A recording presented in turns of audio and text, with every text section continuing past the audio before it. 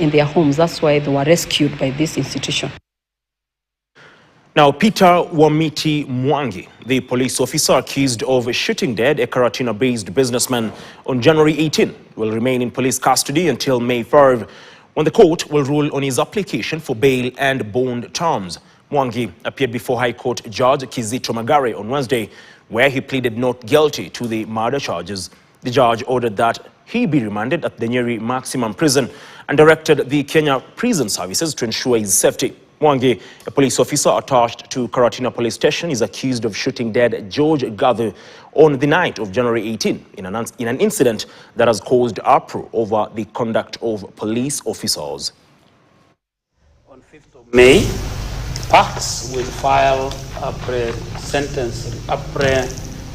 bail report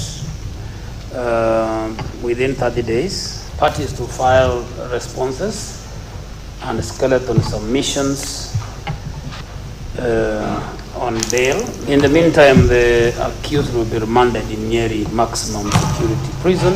The prison authorities will ensure his safety from possible reprisals, since he appears to be a member of NPS Nyeri.